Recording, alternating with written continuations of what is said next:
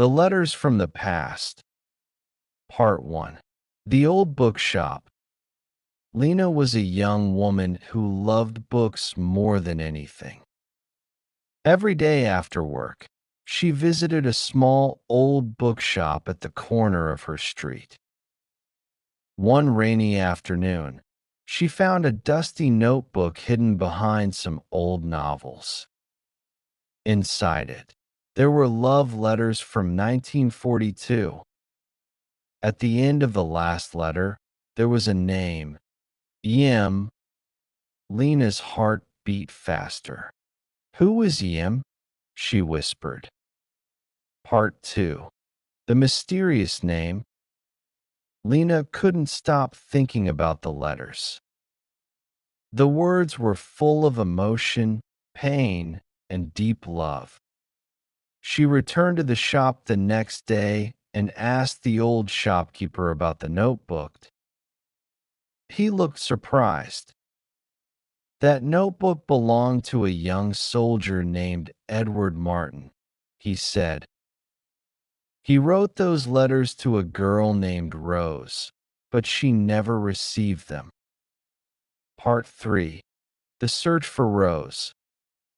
Lena decided to find out what happened to Rose. She searched online, visited the local library, and even talked to elderly people in the neighborhood. Finally, one woman said, "Oh yes, I remember Rose. She was my best friend. She moved to France after the war." Lena asked, "Do you know where she lives now?" The woman smiled. "No, but I have something, her last address." Part 4. A Journey to France.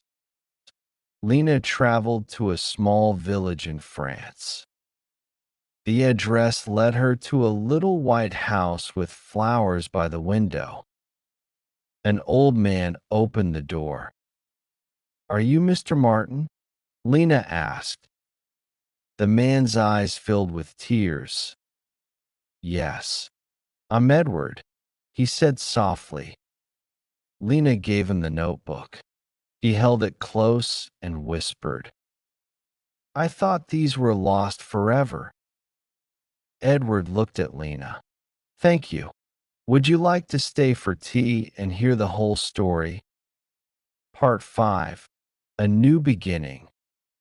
Over tea, Edward told Lena the whole story. Rose had moved away, and he never found her again. He never married. Lena stayed in the village for a few days. She and Edward talked, laughed, and shared many memories.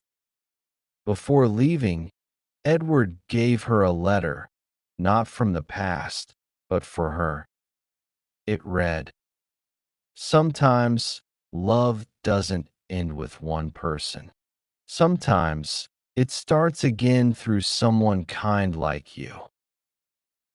Lena smiled as she walked away, feeling like her own story had just begun.